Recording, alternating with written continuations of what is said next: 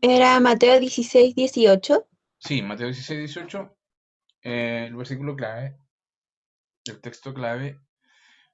¿Cierto? Recordemos que en ese momento Jesucristo poco antes le hace algunas preguntas a sus discípulos, ¿cierto? Y Pedro hace una confesión, ¿cierto? Pedro le dice que, porque Jesús le pregunta, ¿quién dices, quién decís que soy yo? Le dice a sus discípulos, ¿cierto? Porque mucha gente hablaba de él, ¿cierto? Diciendo muchas cosas. Entonces le dice, ¿y ustedes qué dicen que soy yo? Y Pedro le contesta, tú eres el Cristo, el Hijo del Dios viviente. Esa respuesta, ¿cierto? Para Cristo fue tan relevante, tan importante que él le dice, sobre esta roca, no sobre él, sino que sobre esa roca, por la fe en creer en Jesucristo, sobre esa fe construiré mi iglesia. Un versículo que obviamente fue tomado muy mal en contexto por la Iglesia Católica, ¿cierto? Y que ellos dicen que en esta declaración que hace el Señor lo nombra como el primer papa. Y sobre este primer papa iba a construir su iglesia. ¿Ya? De ahí surge, ¿cierto?, esta mala interpretación de lo que el Señor dice. Pero lo que el Señor quiere decir es que está valorando la respuesta que Pedro le dio. Por eso le dice sobre esta convicción tuya, sobre esta fe tuya de que yo soy el Hijo de Dios, voy a construir mi iglesia. Entonces, vamos a comenzar con la naturaleza de la iglesia. Con esto ya dejamos en claro que Jesucristo está en la voluntad de Cristo el formar su iglesia. Es su voluntad, la voluntad de Dios, ¿cierto?, en que la iglesia sea formada. La naturaleza de la iglesia, por si acaso, continuamos con el mismo texto de Teología Sistemática de Mayer Perman, el mismo texto que estábamos ocupando para las materias pasadas. Entonces, para describir su naturaleza, veremos los vocablos que describen a la iglesia y a los cristianos. Existen diversas formas de mencionar a la iglesia y a los cristianos, ¿cierto? Y eso nos ayuda también a definirlo un poco. ¿Se acuerdan que, por ejemplo, cuando vimos la doctrina de Dios, dijimos que era muy difícil definir a Dios, pero habían ciertos nombres en la Biblia que nos ayudaban un poco, ¿cierto?, a definir quién era Dios, ¿cierto? Cuando Elohim, ¿cierto? Jehová Jireh, ¿cierto? Jehová Nisi, y así esos nombres nos ayudan un poco a definir quién es Dios, ¿ya? Lo mismo ahora, vamos a ver algunos nombres que nos van a permitir un poquito definir eh, a la iglesia y a los cristianos.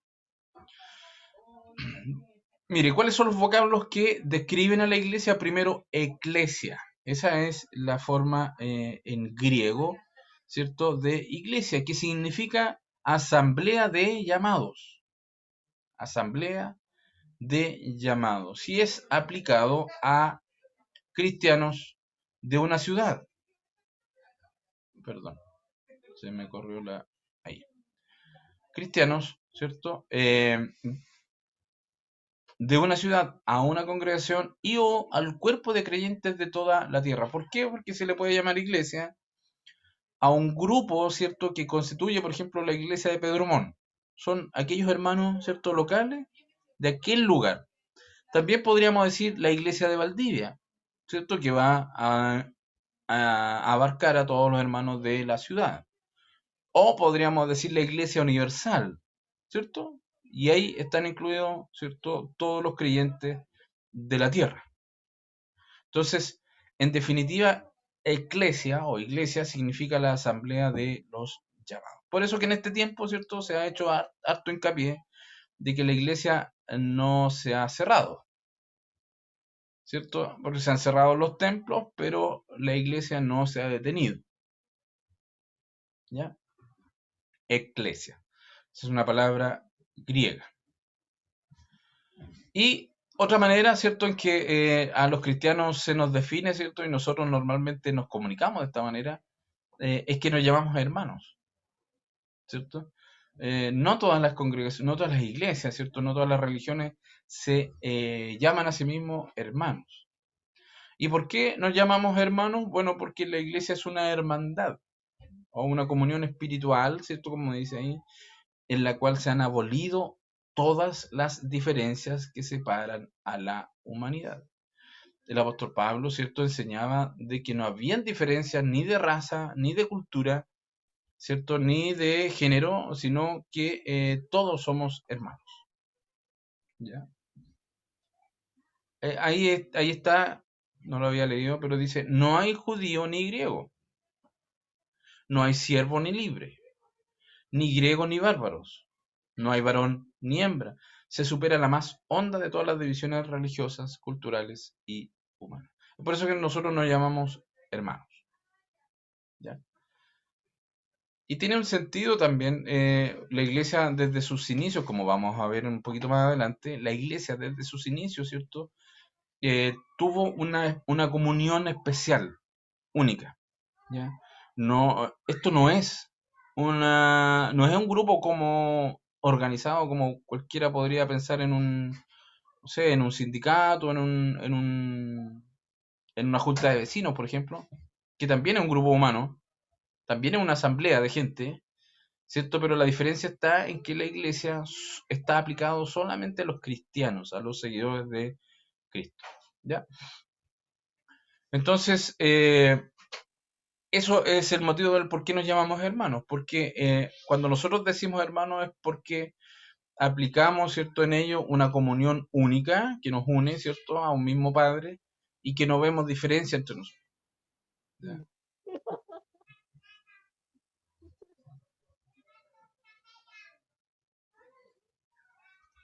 No entendí el chiste. Alguien tiene su micrófono encendido, parece. Para que lo apague, por favor. Ya, y eso lo apague. Ya, entonces, iglesia, se entiende, ¿cierto? Si yo digo iglesia, entonces es la asamblea. Habla de las personas, habla de la gente, no habla del templo, ya no habla del espacio físico, ya, sino que habla de aquella congregación, a esa asamblea de personas que creen en Dios. Eso nos hace distintos, creemos en Dios. ¿Ya? Sigamos. También se nos conoce como creyentes, ¿ya? Se nos conoce también como creyentes. A los cristianos se los denomina creyentes o también los que creen, ¿cierto? Porque la doctrina característica que nos une a todos es que, y que nos hace ser cristianos, es la fe en el Señor Jesucristo. Es decir, creer en Cristo. Eso es lo que nos hace ser cristianos, es creer en Cristo, es fundamental, eso es el punto de inicio, el punto de partida de todo cristiano, ¿cierto? Es creer, ¿no? Eso es lo que nos permite la salvación, creer, ¿ya? ¿Qué es lo que nos permite ser salvos? Creer. ¿Qué es lo que nos permite ser llamados hijos de Dios? Creer, ¿ya? Entonces, por eso se nos llama también creyentes. Y se entiende, ¿cierto? Porque cuando alguien dice, no, yo soy creyente, no es necesario que diga nada más, ¿cierto? Y se entiende que la persona va a creer, ¿ya?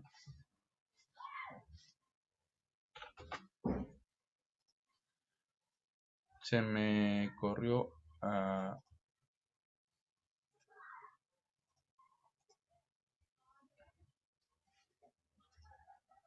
la diapo.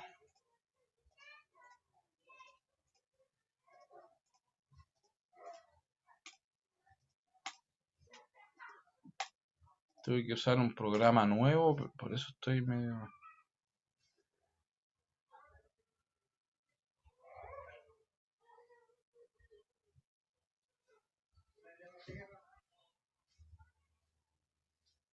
Ya, aquí estamos. Como les decía, solamente el hecho de decir creyente, ¿cierto? Ya se está identificando dentro del cuerpo de la iglesia, ¿cierto? Cuando alguien dice, no, yo soy creyente. Eh, bueno, obviamente vamos a también a entender que hasta el enemigo cree en Dios. Entonces, no es suficiente, ¿cierto? También se nos denomina los santos. Y en los tiempos, ¿cierto?, del Nuevo Testamento, eh, los santos era muy común.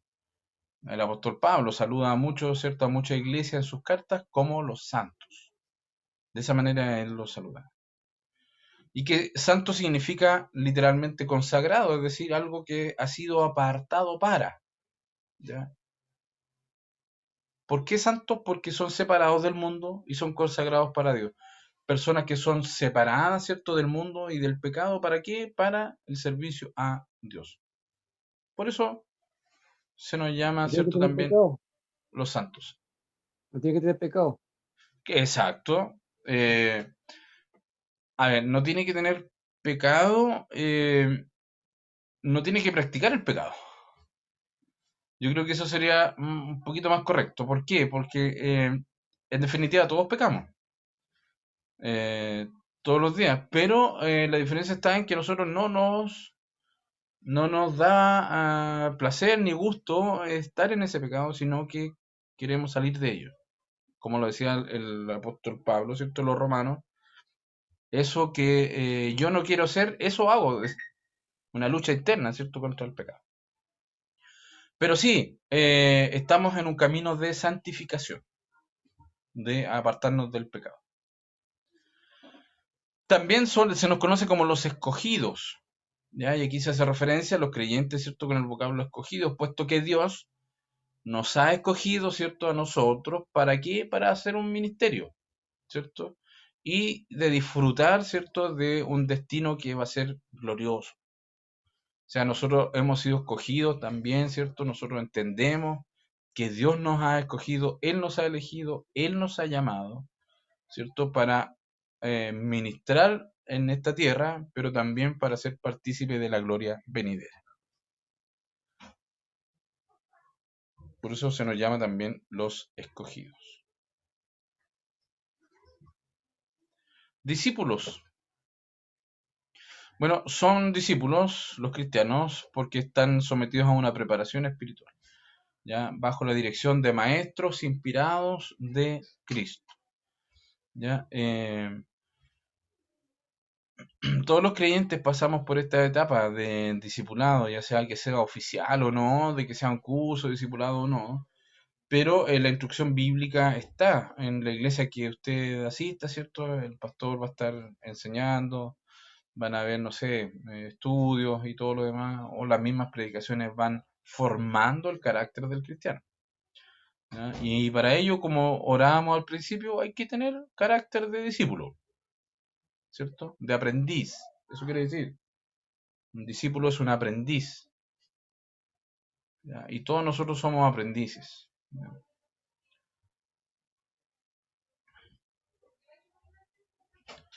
Y cristianos, ¿cierto? Son cristianos porque creemos en la religión que gira en torno a la persona de Cristo. Cristo. ¿Recuerdan qué significa Cristo? ¿Alguien recuerda qué significa Cristo? Hice la pregunta antes de ayer a un cuarto y también se demoraron. ¿Alguien se recuerda qué es Cristo? Esto tenemos Ungido. ungido, muy bien. ¿Quién respondió, hermano Benedicto? Muy bien. Ungido, ungido. Anoten por ahí en alguna parte y lo ponen en un recuadrito. Cristo en griego significa ungido.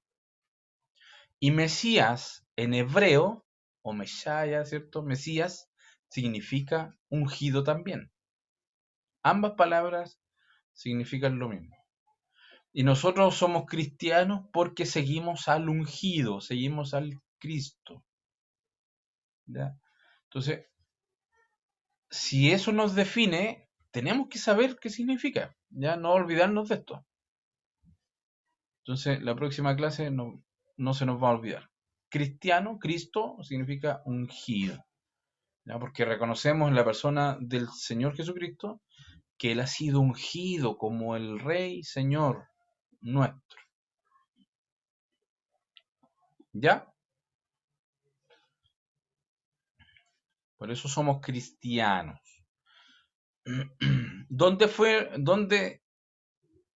¿En qué lugar se llamó por primera vez cristianos a los seguidores de Jesús? ¿Alguien lo recuerda? ¿Alguien lo sabe? ¿Lo ha escuchado por ahí? ¿Lo ha leído por ahí?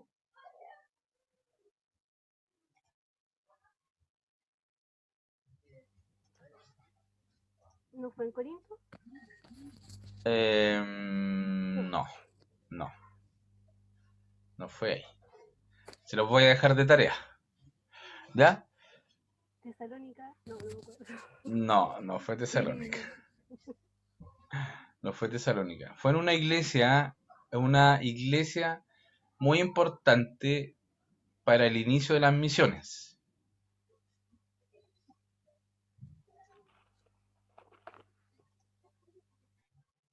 Ya, va a quedar de tarea. Sigamos. Los del camino.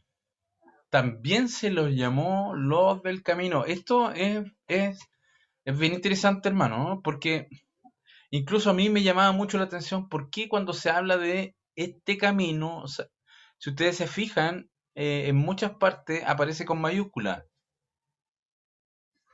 Mire, vamos por ejemplo a Hechos capítulo 22. Hechos capítulo 22, versículo 4.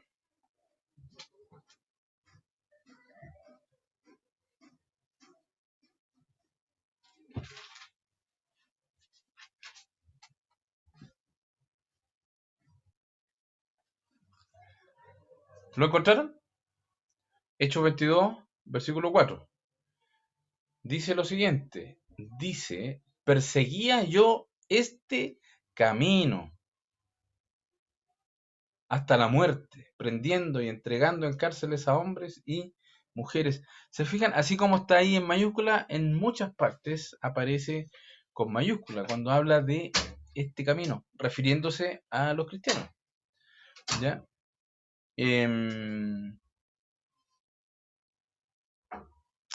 Y aparece con mayúsculas, si se fijan.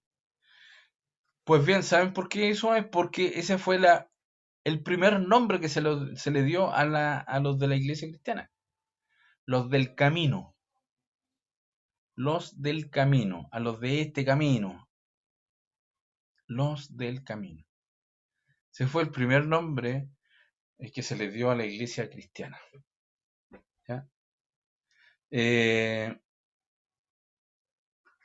Parece que me comí el libro de ahí. Porque dice, véase 9.2. Me parece que es Hechos. A ver. Si es Hechos, estamos bien. Pero lo más seguro que sea Hechos, porque ahí aparece todo. Sí. Por si acaso, todas las referencias que aparecen ahí son de Hechos también. ¿Ya? Donde dice, véase 9.2, 19.9. Voy a leer 9.2. Dice, y le pidió cartas para las sinagogas de Damasco, a fin de que si hallase algunos hombres o mujeres de este camino, ¿cierto? Los trajese presos a Jerusalén. Está hablando cuando Pablo, ¿cierto? Iba a ir en búsqueda o a perseguir a los cristianos. Y ahí está toda la otra referencia que ustedes pueden ver, ¿cierto? Cuando se refiere a los del camino. Entonces ya sabemos cuando alguien habla acerca de los del camino, habla del nombre que se les dio, ¿cierto?, a los primeros cristianos. ¿Por qué creen ustedes que se les llamó así? A los de este camino. ¿Alguna idea por qué le habrán dicho eso?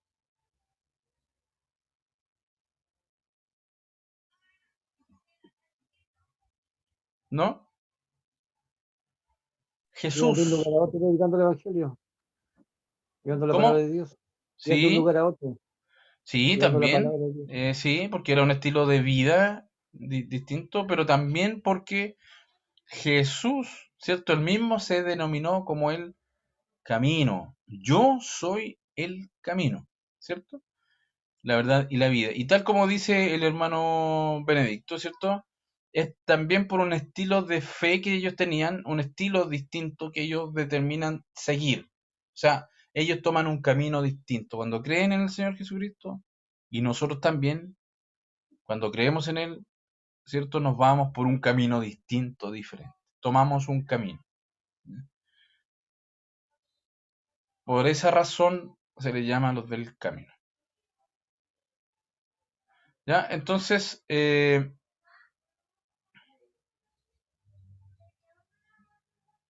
medio loco esta cosa. Los santos, los escogidos, los discípulos, los cristianos, los del camino. La naturaleza de la iglesia. Hay ciertas ilustraciones que nos permiten ahora también entender la naturaleza de la iglesia. Por ejemplo, cuando se habla que es el cuerpo de Cristo. La iglesia es el cuerpo de Cristo. ¿Cierto? Dice, nos recuerda que la iglesia es un organismo. ¿Cuál es la diferencia entre un organismo y una organización?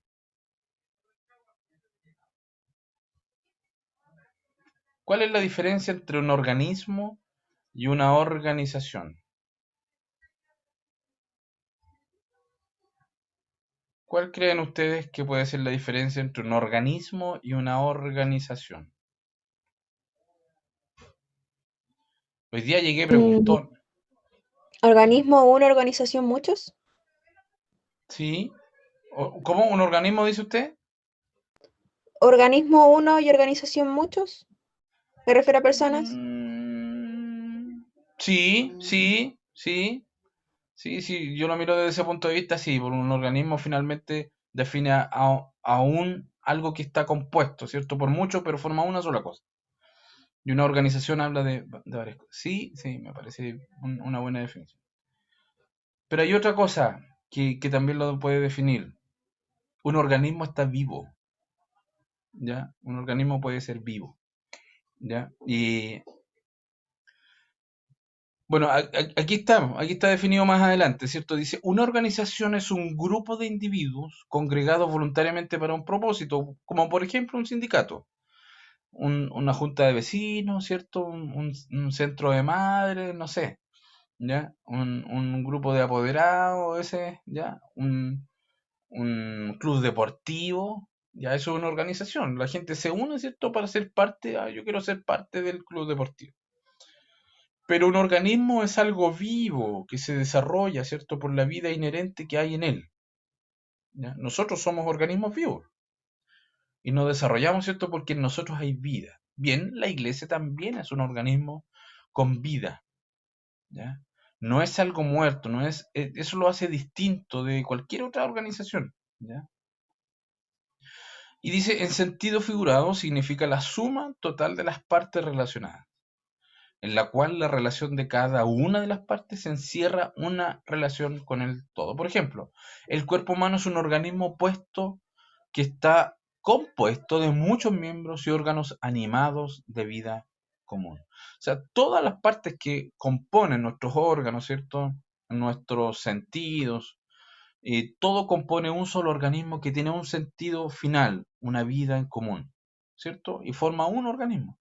El cuerpo de Cristo, ¿cierto? También es así. La iglesia, si bien es cierto, tiene muchos componentes, tiene muchos congregados, pero todos, ¿cierto? Son parte de un solo cuerpo, un solo organismo vivo. ¿Ya? Y eso nos hace muy distintos de otras organizaciones. ¿Ya? Entonces, esa es una forma de ilustrar la iglesia, el cuerpo de Cristo. Y en la Biblia también varias veces aparece esta ilustración del cuerpo de Cristo.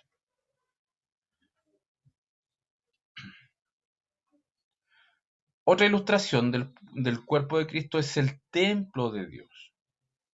En Primera de Pedro, capítulo 2, versículos 5 y 6. Si alguien los puede leer, por favor.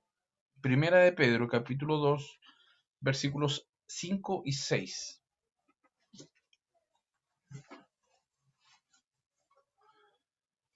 Primera de Pedro, capítulo 2, versículos 5 y 6.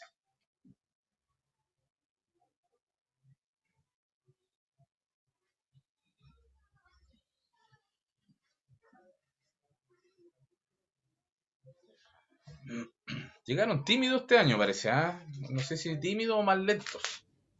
Capítulo 5, hijo. Sí, capítulo 2, versículos 5 y 6.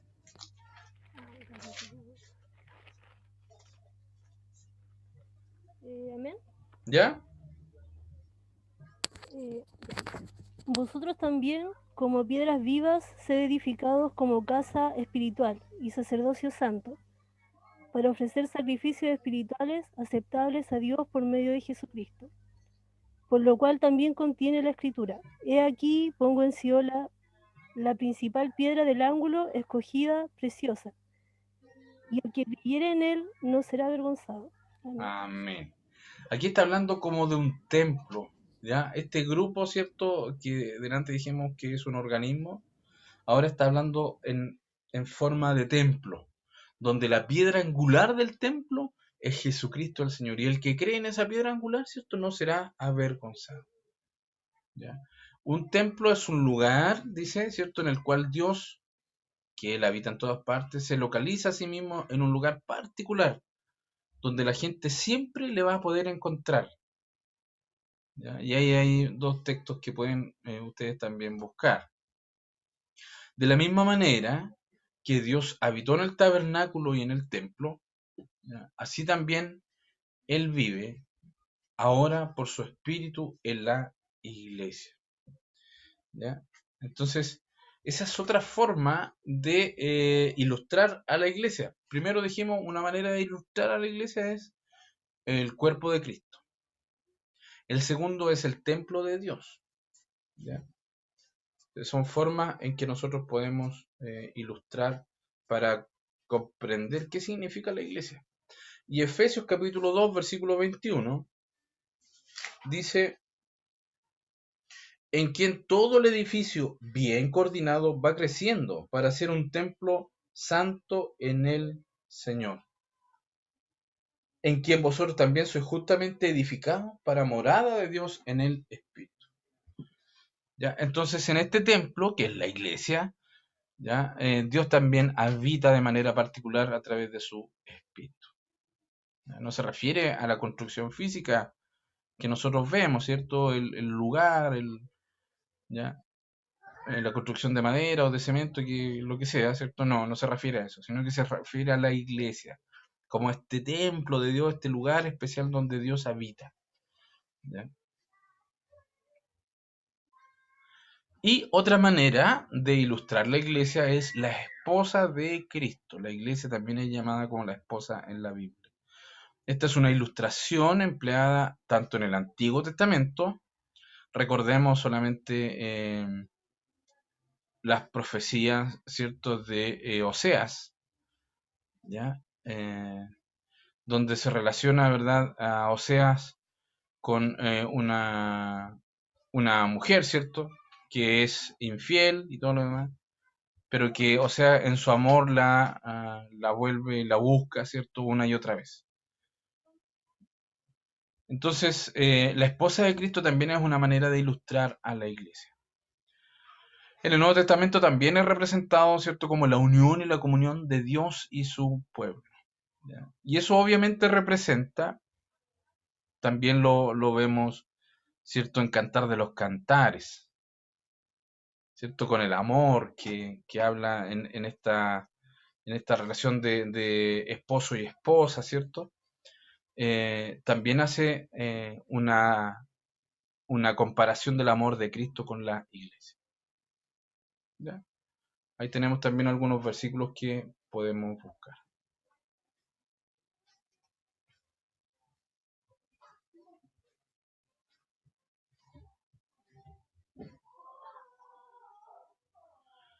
Ya, ¿se entiende hasta aquí lo que estamos comentando acerca de la naturaleza de la iglesia? ¿Qué significa la iglesia? Las ilustraciones son una manera de poder explicar, ¿cierto? Si alguien me dice, oye, ¿qué es la iglesia? Bueno, la iglesia es como el templo de Dios. Una manera de responder. La iglesia es como la esposa de Cristo. ¿Se fija? De eso sirve. La iglesia es como el cuerpo de Cristo. ¿Por qué el cuerpo? Porque es un organismo solamente. Somos muchos, pero todos, ¿cierto?, pertenecemos a un solo organismo vivo. ¿Por qué el templo de Dios? Bueno, porque Dios habita en medio de todos nosotros, como habitaba en el tabernáculo, ¿cierto? Dios habita en medio de su iglesia. ¿Por qué la esposa? Bueno, porque Dios nos ama con el amor que un esposo ama a su esposa. ¿Se fijan? Esa es una manera de poder explicar la naturaleza de la iglesia.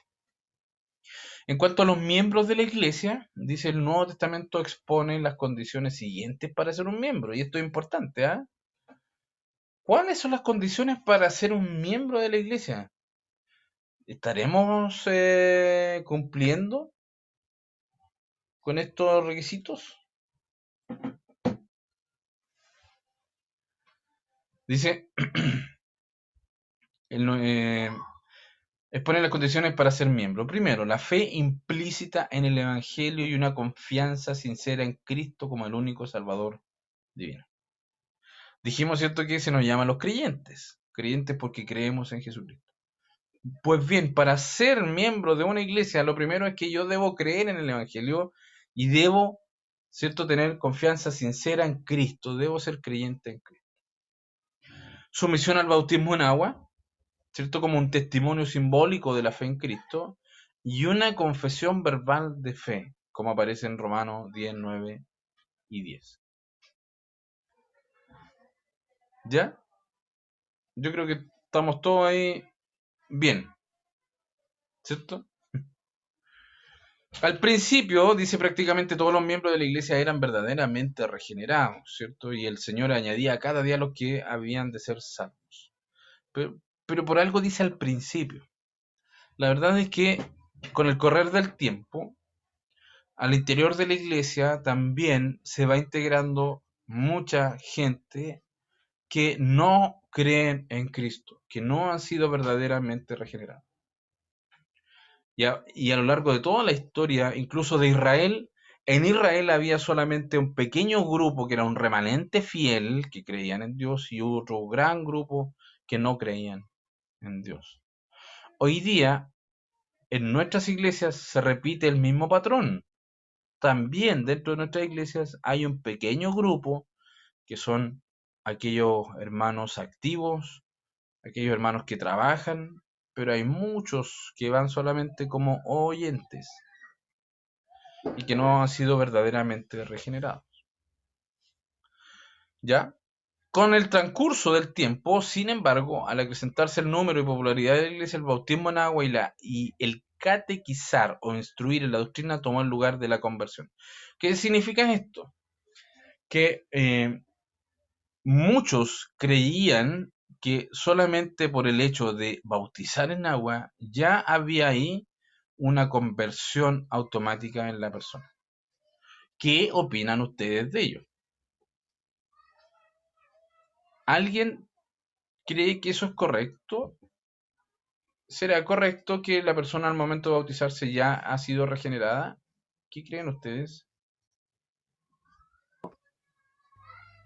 ¿Que no? Ya, No te- no, ¿cierto?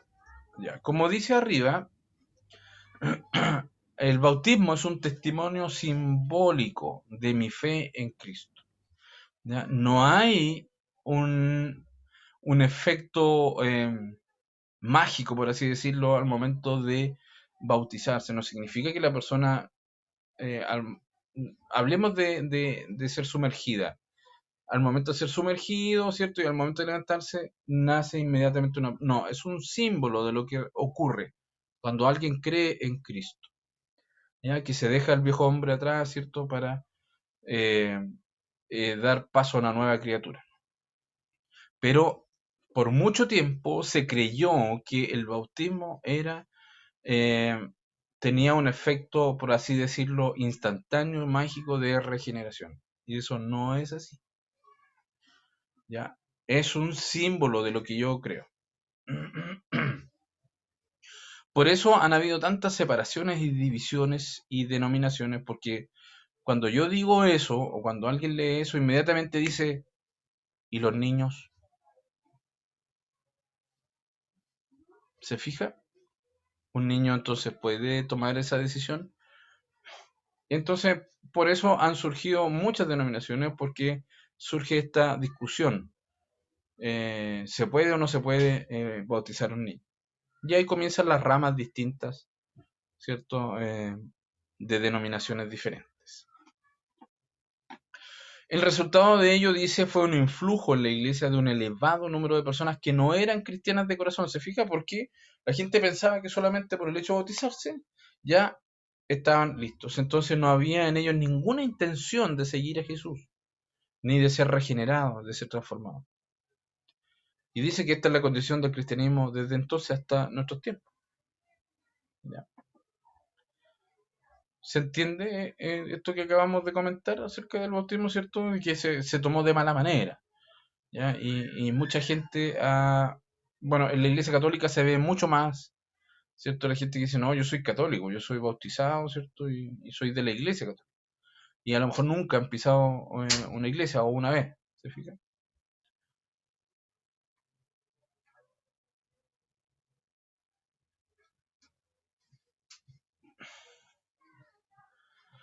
Ahora, ¿cuál es la obra de la Iglesia? La Iglesia obviamente tiene un propósito de ser, una razón de ser. Dios, ¿cierto?, la instituyó y Jesucristo también. Si recuerdan el versículo clave del día de hoy, Jesús le dice a Pedro, ¿cierto?, que sobre él, esa roca, construiría su iglesia. ¿Para qué? ¿Con qué motivo? ¿Para qué Dios quiso tener una iglesia? Primero, para predicar acerca de la salvación. Entonces, Dios preparó la salvación, pero también preparó, ¿cierto?, el medio para la salvación, la forma de predicar la palabra. Entonces, le corresponde a la iglesia la predicación del evangelio a toda criatura, como está en Mateo 28, versículos 19 y 20, donde está la gran comisión. Y de ahí nosotros debemos presentar el plan de salvación como se enseña en la Sagrada Escritura. Entonces, número 1 es predicar la salvación. ¿Lo estamos haciendo? Yo creo que, si usted me pregunta, yo creo que le damos muy poco espacio a esto. Quizá está mal distribuido nuestro trabajo, a lo mejor debiéramos dar un poco más de tiempo a la predicación del Evangelio, ya al apoyo de los misioneros, al apoyo de los evangelistas. Ya, a veces nos encerramos mucho en nuestras paredes. Número 2, otra obra de la iglesia. ¿Cuál es la función? Proveer los medios de adoración. Proveer los medios de adoración. Israel poseyó un sistema que estaba diseñado, ¿cierto?, para adorar, por el medio del cual Dios se acercó con todas las necesidades y las crisis de la vida. La iglesia, por lo tanto, debe ser una casa de adoración, una casa de oración, una casa de testimonio. Eso sí, yo creo que eso lo hacemos bien. Yo creo que eso lo hacemos bastante. ¿Qué cosa? De que las iglesias, los templos, ¿cierto?, están destinados a esto, a adorar, a orar, a dar testimonio, ¿cierto? Eso lo hacemos constantemente. Proveer medios de adoración. O sea, si alguien quiere acercarse a Dios, tiene muchos lugares, muchos espacios para hacerlo, ¿ya? Y están muchas denominaciones, ¿cierto?, donde la gente se puede sentir cómodo de muchas formas. Entonces, ¿están los medios de oración? Sí, están los medios de adoración. Otra cosa importante como una obra de la iglesia es proporcionar la comunidad religiosa. Mire, dice el hombre es un ser social.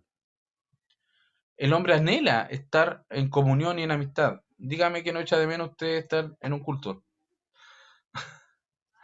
¿Sí o no? Se extrañan esos cultos.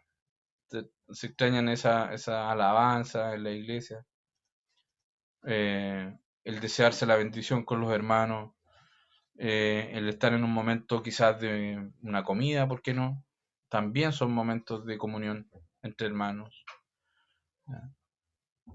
Y se reúne naturalmente con aquellos que comparten los mismos intereses, ¿cierto? Nosotros vamos a una iglesia y tenemos un solo fin, un solo interés, una sola motivación: adorar a Dios en ese momento.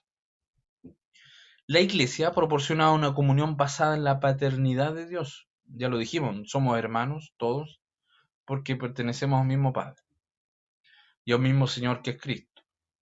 La cordialidad de la comunión era una de las características sobresalientes de la iglesia primitiva. ¿Saben lo que hacían? Bueno, ustedes ya saben, los primeros cristianos vendían sus bienes para tener una comunión entre todos. Los más ricos vendían sus bienes para ayudar a los más necesitados.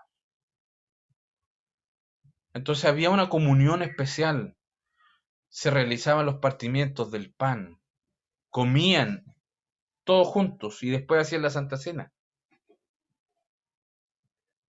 ¿Ya? Entonces tenemos que la iglesia debe predicar el evangelio, debe proveer los medios de adoración, debe proporcionar una comunión religiosa, ¿cierto? Un espacio de amistad y de comunión, y también tiene que sostener el nivel moral. Y eso es muy importante en nuestros tiempos. La iglesia, hermanos, es la luz del mundo. Está destinada a disipar las tinieblas de la ignorancia moral, en la sal de la tierra, para preservarla de la corrupción moral. La iglesia debe enseñar a los hombres de qué manera vivir, como así también morir.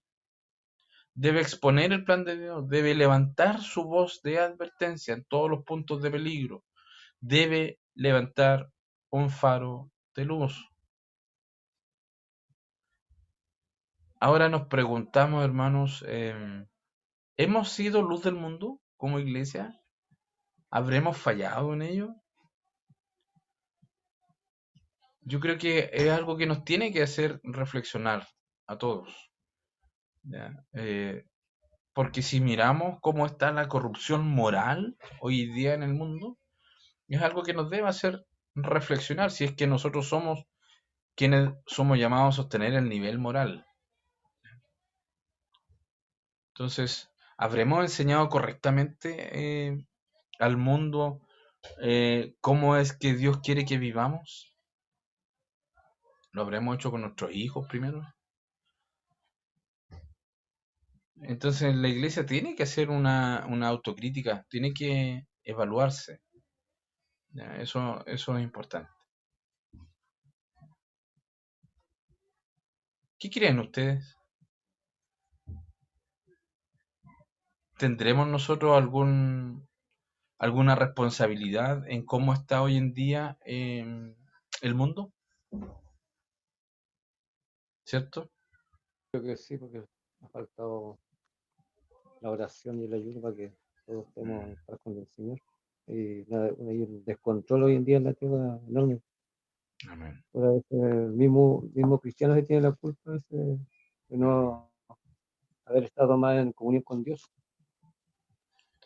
Bien, gracias hermano Benedicto. ¿Algún otro comentario, hermano Luis? ¿Quería opinar algo? Sí, lo que pasa es que igual en este tiempo nos hemos quedado un poco, nos hemos dejado estar, porque nos acostumbramos a estar dentro de la iglesia, digamos así. Y hoy día, si no tenemos, a algunos no les gusta este tipo de herramientas de poder predicar la palabra, y muchos de los predicadores que nosotros podríamos haber visto y vimos alguna vez predicando hoy día no lo hacen porque esta plataforma no les incomoda, digámoslo así, y no todos lo ven bien. Entonces yo creo que nos hemos quedado un poco por el tema del que dirán, por el tema de yo meterme en un internet a predicar la palabra.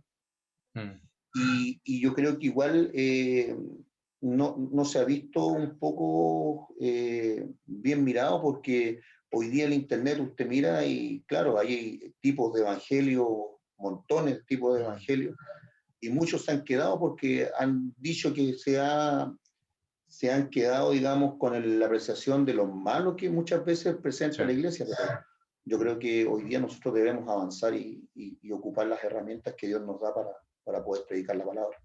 Amén. Gracias, hermano Luis. Ana Claudia. Bueno, yo también pienso que no solamente es en este tiempo el cual no hemos sido verdaderamente luz del mundo o predicar su palabra, porque si volvemos atrás un poco, estábamos dentro de la iglesia, tampoco lo hacíamos.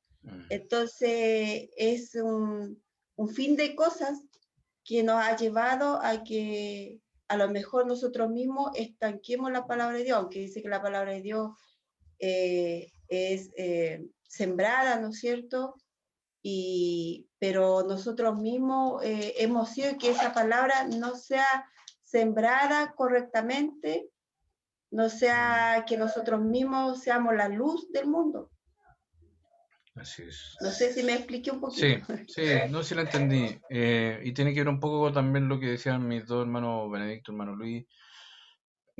Nosotros partimos aquí diciendo que la obra de la iglesia lo primero es predicar la salvación, predicar el evangelio, ¿cierto? Pero cuando yo digo eso, inmediatamente se nos viene a la mente, yo estoy seguro, que se nos viene a la mente estar parados, ¿cierto? Como un grupo en la esquina y pregonando. Eso es lo primero que se nos viene. Ahora, ¿será esa la única manera de predicar? No, ¿cierto? Es que no es la única. Y por mucho Por nuestro tiempo, testimonio, exacto, eso. Por mucho tiempo como iglesia pensamos que esa era la manera. Y no importaba lo que pasaba en mi casa, no importaba lo que pasaba en mi familia. Entonces a lo mejor como padres de familia se dejaban pasar muchas cosas. Y no existía ese hogar cristiano, ¿cierto? Sino que habían dos personas, un cristiano y después de la iglesia era otra persona. Entonces llegaba el momento del culto, nos disfrazábamos de cristianos, ¿cierto? Y después volvíamos a nuestra vida. Entonces, ojo con eso porque creo que eso tiene mucha influencia en la sociedad como hoy día lo estamos viviendo. Primero se han destruido las familias. Conversaba yo con mi hermano aquí hace un poco porque nos llamaba la atención de que hay muchos conocidos separados, digamos, divorciados, con hijos dejados, ¿cierto? Por aquí, por allá.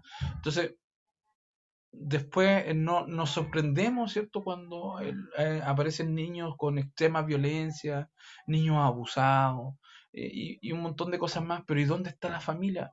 Se ha ido perdiendo el sentido de la familia que Dios diseñó, ¿se fija? Entonces todo esto tiene que ver, todo va a redundar finalmente cuando nosotros no somos luz. Y pasa lo que hoy día vemos. Hoy día es terrible lo que estamos viendo en las noticias, es horrible.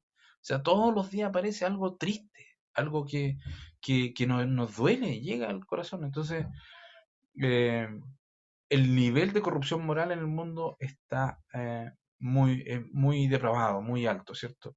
Eh, y aquí la iglesia tiene, y nosotros mismos tenemos que partir por eso, hacer nuestra propia evaluación. Denme un minutito que voy a enchufar el computador, si no se me va a apagar.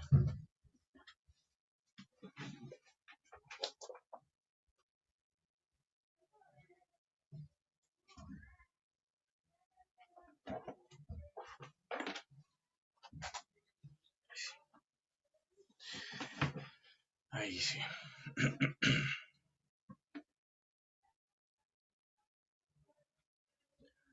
Ya. Sigamos. Pero esas son las funciones o la misión de la iglesia.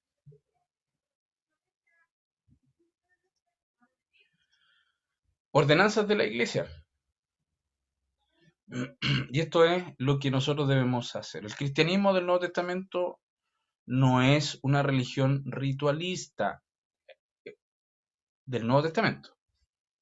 No es una religión ritualista. En el fondo, es el contacto directo del hombre con Dios por medio de su espíritu. ¿Por qué dice el Nuevo Testamento? Porque en el Antiguo Testamento sí había muchos ritos que seguir, había mucho ritual, ¿ya? Que había que seguir para establecer una relación con Dios. En el Nuevo Testamento no, es una relación directa, ¿cierto? Con Dios a través de su espíritu. Nosotros podemos orar inmediatamente, entramos en comunión con Dios. ¿Se fija? Por lo tanto, no impone una ley rígida de adoración, sino que la deja la iglesia para que se ajuste al método mejor adaptado para la expresión de su vida. Se fija por eso que entonces hay tantas denominaciones, porque la estructura de la iglesia no está normada en la Biblia así muy derechamente muy taxante, ¿ya? Y hay muchas cosas que se han dejado a la libre iluminación del pastor o de quien vaya llevando. Entonces va formando estas nuevas denominaciones, como le decía, por ejemplo, una visión distinta acerca del bautismo. Inmediatamente se dividen y hacen dos iglesias distintas, ¿ya? Y así, ese tipo de cosas suceden, ¿ya? Pero no hay una ley rígida de adoración. Por ejemplo, no sé, a ciertos hermanos no les gustan los instrumentos, ya nosotros no tocamos más instrumentos y nos vamos, hacemos otra iglesia, ¿ya? Dice, pero dos ceremonias que son esenciales, puesto que son divinamente ordenadas, es decir, el bautismo en agua y la cena del Señor. Entonces, lo que nos está diciendo aquí, que el ordenamiento de una iglesia no tiene una ley así muy rígida, pero sí tienen que existir dos cosas mínimas. Primero, el bautismo y la cena del Señor. Esos son los únicos dos sacramentos que tenemos nosotros como iglesia. Dos sacramentos, es decir, dos ritos sagrados. El bautismo y la cena del Señor. ¿Alguien fue católico aquí o alguien conoce de los católicos cuántos sacramentos tienen o cuáles son? ¿Lo han escuchado? ¿Nadie fue católico aquí? Yo, hermano Ariel, Ya, hermana Solange, usted nos va a decir cuáles son los 7 sacramentos. ay, no me lo sé todo, pero sé que el bautismo, ¿Ya? cuando la primera comunión, ¿Ya? Bien. eh, la confirmación, ¿Ya? ay, no me acuerdo más, hermano. ¿El matrimonio? Sí, el ¿El matrimonio, matrimonio? ¿La extrema unción? no, eso no lo conocí, Sí, la extrema unción lo cuando... desconozco.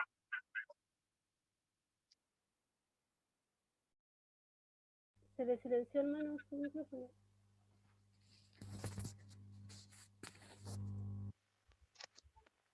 ¿Ahí sí? Ahí sí. Bien, hermana Solange, decía, son 7.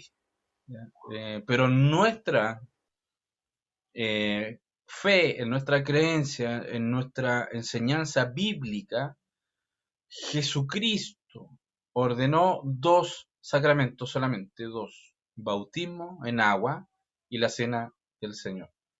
¿Ya? El bautismo en agua también tiene muchas variantes. También vamos a conversar acerca del bautismo, ¿ya? De cómo debe ser.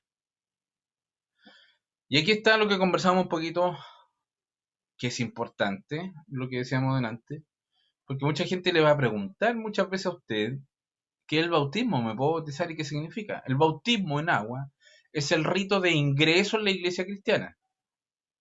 Es la forma, ¿cierto?, en que yo doy a conocer que creo en Cristo. Entonces simboliza el comienzo de la vida espiritual y representa la fe en Cristo. Está en negrito ahí, dice, simboliza el comienzo de la vida espiritual. Es un símbolo, ¿ya? Eso es importante destacar. Y representa, ¿qué simboliza? Bueno, cuando yo me bautizo, estoy simbolizando, estoy representando que tengo toda mi fe puesta en el Señor Jesucristo. ¿Ya? Por tanto, el bautismo es un paso que viene como consecuencia de creer en el Señor. Primero es creer y después es el bautismo. ¿Ya? No tiene mucho sentido que alguien se bautice si no cree en el Señor. ¿Ya? Y la cena del Señor es un rito de comunión y significa que continúa la vida espiritual. ¿Y qué es lo que representa? La comunión con Cristo. ¿Ya? Es un rito de comunión, ¿ya?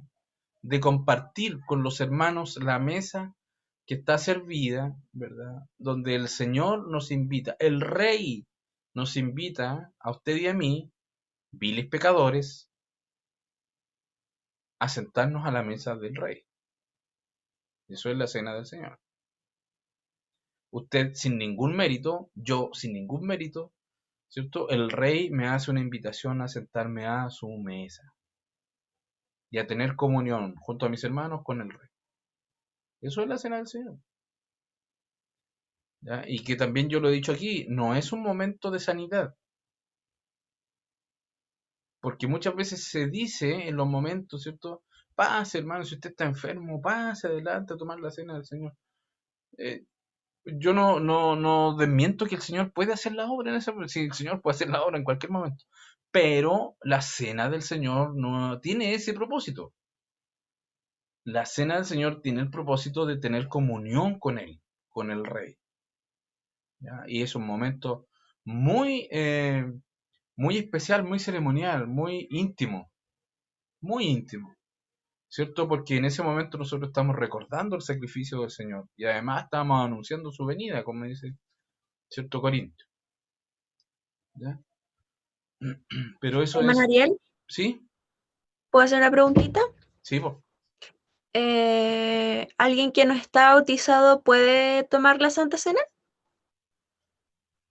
Buena pregunta. Como dice el bautismo, es un rito de ingreso en la iglesia cristiana. ¿Ya? Pero en nuestra corporación, por ejemplo, se estila de que todos pasen. Yo he visto, o sea, a nadie se le pregunta, digamos, si es bautizado o no.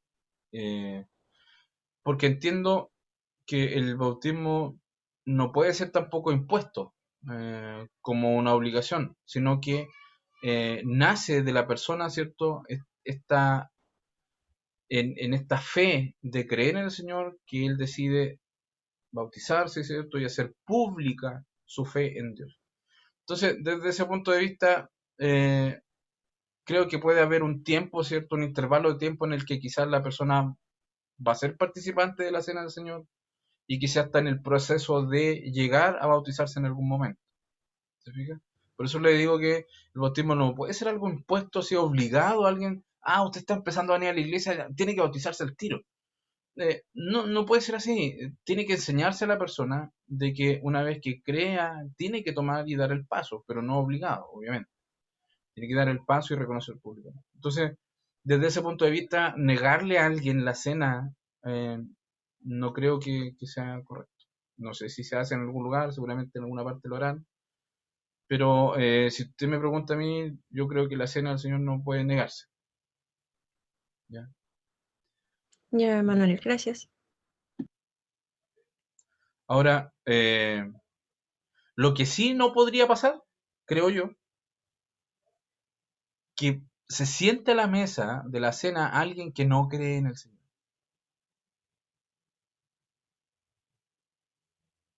No es lo mismo, ¿cierto?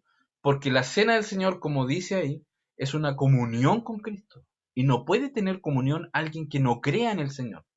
Por eso le digo que puede ser un intertanto, quizás de una persona que está en el proceso de bautizarse. Pero entendiendo que todas las personas que pasan a la cena creen en el Señor. Si no, sería una deshonra, ¿cierto? O sería un juego para esa persona pasar y tomar la cena del Señor. ¿Ya? Eso sí no podría suceder. Y ¿Algún otro? estar a cuenta, no tener rencores con nadie, porque para tomar la cena que tiene que estar a cuenta con sus hermanos, que hay un enojo, hay una ira, hay que pedir perdón en Sí, ese momento. el apóstol Pablo habla de tomar la cena dignamente. Ser digno. Y claro, obviamente no debemos estar en prácticas de pecado. No debiéramos estar en prácticas de pecado. No podríamos decirle a alguien que pase a tomar la cena que no tenga pecado, porque si no, no podría pasar nadie. Nadie. ¿Se fija? Y yo lo escuché también muchas veces eso. Y cuando habla de dignamente, tomar la cena dignamente, no se refiere a eso, porque si no, nadie sería digno. Nadie es digno de tomar la cena. ¿Qué podría decir? No, yo voy a pasar porque yo soy digno de la cena. No, nadie podría decir eso, ¿cierto? Somos todos pecadores. Entonces, ¿a qué se refiere eso? Es que yo no esté en una práctica, ¿cierto? Continua de pecado, que yo no quiera salirme de ahí, por mí, que por mi propio, ¿cierto? En un acto de rebeldía a Dios. No quiero salir de ese pecado, pero aún así quiero tomar la cena del Señor. Pero distinto sería de que en mi vida haya un pecado del que yo quiera salir, deseo salir, lucho con salir, le pido la ayuda a mi Dios de salir de ese pecado, de poder librarme de esa atadura y tomar la cena del Señor. Eso es muy distinto. A eso se refiere con tomar la cena del Señor de forma digna. Y claro, como dice el hermano Benedicto, cuando alguien está, ¿cierto? Obviamente con alguna traba, algún enojo, alguna ira con él, no puede tener comunión. Pues ya dijimos, la cena es un rito de comunión. Entonces debe haber una buena comunión. ¿Ya? Eso. Entonces esas son las dos ordenanzas de la iglesia. El bautismo y la cena del Señor. Y vamos a andar un poquito en el bautismo. Y el modo del bautismo. ¿De qué modo? Entonces el vocablo bautizo, empleado en la fórmula bautismal, significa literalmente inmersión o el acto de sumergir. Eso significa bautismo, sumergir o inmersión. Y esta interpretación es confirmada por los eruditos en el estudio del idioma griego e historiadores eclesiásticos. ¿Ya? Eso significa bautizar, sumergir. Eso significa. Ese es el modo. Entonces dice, ¿cuándo surgió la práctica de la aspersión o el rociamiento? Nosotros hacemos rociamiento, ¿cierto? Nuestra iglesia hace rociamiento. O infusión. O derramamiento del agua sobre la cabeza del bautizado. Eso es más bien, derramamiento del agua sobre la cabeza del bautizado. ¿Cuándo surge? Cuando la iglesia fue influenciada por las ideas paganas. Mire, escuche bien. Cuando la iglesia fue influenciada por las ideas paganas. Entonces, en ese momento se le asignó una importancia no bíblica al bautismo en agua, lo que dijimos delante, que le daban una importancia, una relatividad, pero tremenda, ¿cierto? Una muy alta importancia al bautismo, que no es bíblica. Entonces, ¿qué pasó? Que empezaron a considerar que eso era fundamental para la regeneración. Entonces, se le administraba de esa manera a todo el mundo, enfermos, moribundos, ya se corría a bautizar a la gente. Entonces, de esa manera se hacía a través de aspersión o rociamiento. ¿Ya? Pero dice, posteriormente, debido a la conveniencia del método, este se hizo general. ¿Por qué? Porque era más fácil. No había que ir a los lugares de fuentes de agua más profundos, ¿cierto? Más abundantes. Entonces, asimismo, y debido a la importancia de la ordenanza, se permitió la infusión cuando no había suficiente agua para hacer la inmersión.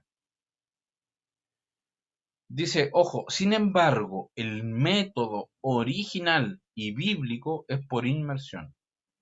Es decir, que la persona se sumerja completamente en el agua. Y eso está en concordancia con el significado simbólico del bautismo. ¿Qué quiere decir?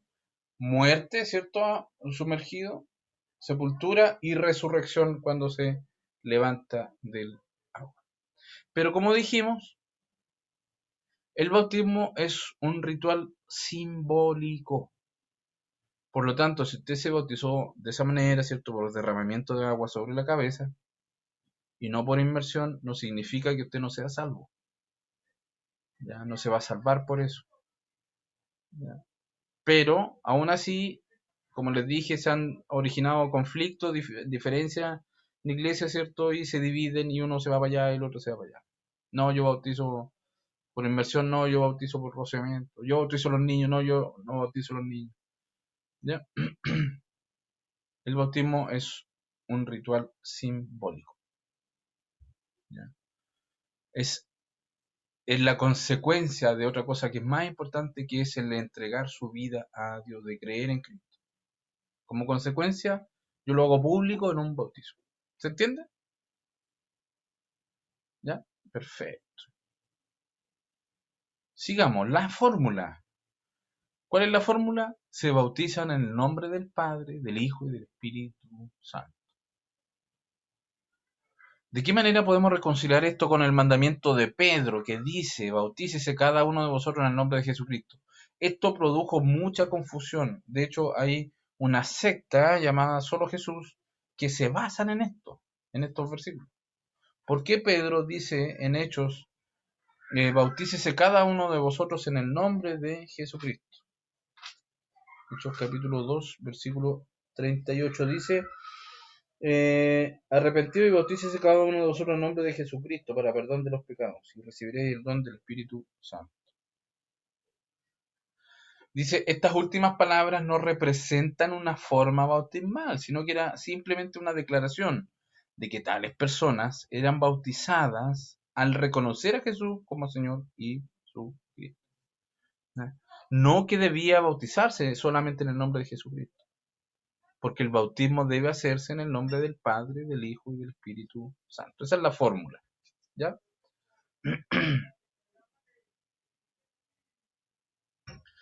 El candidato a bautizarse. ¿Quién es el candidato en este tiempo de elecciones? El candidato a bautizarse, todos los que sinceramente, escuche bien, se arrepienten de sus pecados y ejercitan una fe viva en el Señor Jesús. Ejercitan una fe viva en el Señor. Se fija que este es un paso ya un poquito más avanzado, no es, llegué a la iglesia hoy día, mañana me bautizo. Dice, los que se arrepienten de sus pecados y ejercitan una fe viva en el Señor Jesús. Por tanto, sí podría, hermana Claudia, alguien participar de la cena del Señor sin todavía haberse bautizado, porque como usted dice aquí, el candidato a bautizarse es aquel que se arrepiente de sus pecados y ejercita una fe viva en el Señor Jesús. ¿Ya? En ese intertanto, antes de bautizarse, sí puede participar de la cena. En la iglesia apostólica, es decir, la primera iglesia primitiva, el rito venía acompañado de las siguientes manifestaciones externas. Había una profesión de fe, ¿ya? Que está en Hechos capítulo 8, versículo 37, que dice lo siguiente. Dice, Felipe dijo, si crees de todo corazón, bien puedes. Y respondiendo dijo, creo que Jesucristo es el Hijo de Dios. ¿Ya? Entonces la persona hace una declaración, ¿cierto?, de que Jesucristo es el Hijo de Dios. Hay una oración también que está en Hechos capítulo 22, 16. Bueno, nosotros ya hemos escuchado esto siempre, ¿cierto? Está en los manuales de bautismo, ¿cierto? Todas estas respuestas que se tienen que hacer. 22, 16 dice, ahora pues, ¿por qué te detienes? Levántate y bautízate y lava tus pecados invocando su nombre. Y también debe haber un voto de consagración, como el que está en Primera de Pedro, capítulo 3, versículo 21, que dice así. Dice, el bautismo que corresponde a esto ahora nos salva, no quitando las inmundicias de la carne, sino como la aspiración de una buena conciencia hacia Dios por la resurrección de Jesucristo. Se fija que aquí dice que el bautismo no quita las inmundicias de la carne. ¿Se fija? Sino que hace que nosotros tengamos una buena conciencia hacia Dios. Pero no quita los pecados de la carne. Dice, puesto que el bebé no tiene pecado de que arrepentirse y no puede ejercitar una fe, es excluido lógicamente del bautismo en agua. No le impedimos con ello acudir a Cristo, puesto que puede ser dedicado al Señor en un culto público. ¿Ya? Entonces, hemos venido hablando de que el bautismo, ¿cierto?, es una consecuencia de creer, de arrepentirse de los pecados. Lo hemos dicho, ¿cierto? Es un símbolo. ¿De qué? De creer en Dios. En ese sentido se cuestiona, ¿cierto?, de que una guagua pueda decidir creer en Dios o pueda arrepentirse de pecado. No tiene pecado de que arrepentirse. Pero esa ocasión puede nombrarse o puede definirse también como dedicar un niño a Dios. De hecho, lo hacían, ¿cierto?, antiguamente el pueblo de Israel. Ya se consagraban los niños a Dios, se dedicaban también para el culto público a Dios. ¿Ya? Yo sé que en nuestra corporación, en nuestra iglesia, se bautizan niños. se bautiza. Pero ¿qué le podemos decir a esa persona que se bautizó de niño, de bebé, cuando quiera tomar una decisión real, sincera, de corazón, de querer bautizarse? Le vamos a decir, no, usted ya se bautizó. No. El bautismo es un acto público de que yo creo en Cristo y que entrego mi vida. Pero es un tema que como iglesia se ha Ariel, discutido varias veces. Sí, dígame. es que eso que usted dice, no sé, pues me llega porque resulta que yo bauticé a mi hija igual cuando era guaguita. ¿Mm?